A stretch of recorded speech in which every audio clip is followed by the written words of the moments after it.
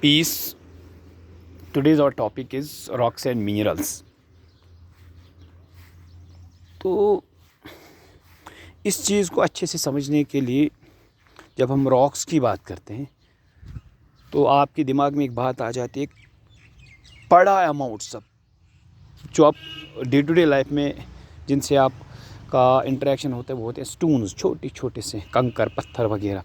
लेकिन जब इसी शेप को बड़े मोल्डेड पिक्चर में हम देखेंगे तो उसको हम रॉक बोलते हैं। यहाँ अब 72 पेज नंबर है आपके बुक का, तो इसको आप ऐसा देख सकते हैं कि any huge amount of mineral mass or natural mass that makes earth's crust, इसको बोलते हैं हम रॉक। तो यहाँ पे एक चीज़ क्लियर हो जाती है, जब नेचुरल मास ह्यूज अमाउंट में हो, बल्क में हो, तो उससे जो फिगर बनती है, जो सॉलिड फिगर बनती है, उसको हम रॉक बोल सकते हैं और रॉक बोलते हैं। और मैक्सिमम रॉक से क्या होता है कि अर्थ की क्रस्ट फॉर्मेशन होती है। तो इस चीज़ को आगे हम ले जाएंगे,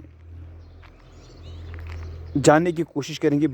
नीचे बुक में दिया हुआ है टाइप्स ऑफ रॉक्स। तो टाइप्स ऑफ रॉक्स हैं igneous rocks, sedimentary rocks and metamorphic rocks.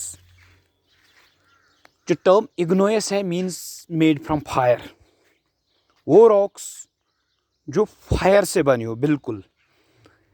इसका पर्सपेक्टिव और बैकग्राउंड में ये बताना चाहूँगा मैं आपको, जो लावा होता है magma, once it comes out of core of the earth, जो अर्थ का सेंट्रिक है, वहाँ से जब ये माग्मा आउट हो जाता है, once it gets cooled and solidifies, it turns into igneous rocks. तो ये वो रॉक्स हैं जो फायर की बनी हुई है और इनको हम बोलते हैं इग्नोयस रॉक्स।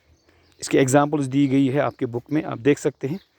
तो इसके बाद जो दूसरा आता है सेडिमेंट्री रॉक्स।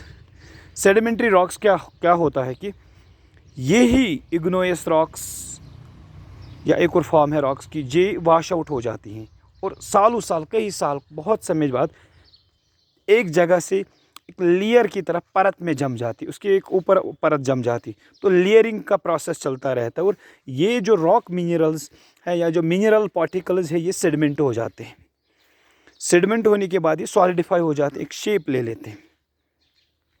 तो ये शेप लेने के बाद जो रॉक्स एग्जिस्टेंस में आती हैं, खासकर आप बिलो द सी देख सकते हैं, साइड्स द दिस रिवर्स देख सकते हैं, तो ऐसे रॉक्स एग्जिस्टेंस में आती हैं।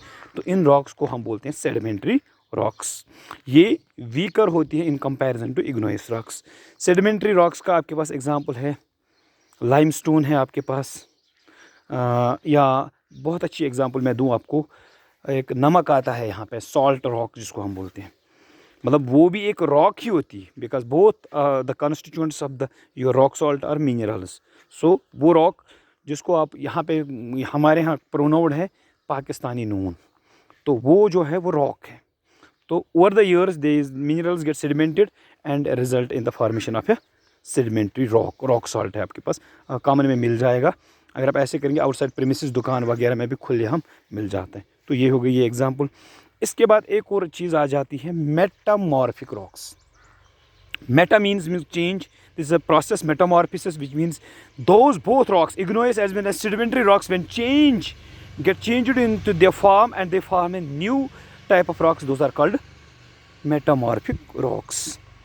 तो एग्जांपल्स दी हुई है आपके बुक पे। आप स्लेट दे सकते हैं, आप स्लेट मार्बल जो आपके किचन में मैक्सिमम यूज़ होता है वो है मेटामॉर्फिक एग्जांपल। तो इन एग्जांपल्स को ले लीजिए आप। तो यहाँ पे जो इग्नोयस रॉक्स की मैं एग्जांपल दूँ आपको, जेनेसिस है या ग्रेनाइट है, ये दोनों एग्जांपल्स आप देख लीजिए बुक को खोल के। एक अब आप सेल्फ प्रिपेयर नोट करिए तीनों को फाइनलाइज करके सिम कॉलम डैश की रॉक के क्या है माने हैं, कैसे लिखना है, क्या एग्जांपल साथ साथ लिखिए। तो ये आपका हो गया मिनरल्स एंड रॉक्स।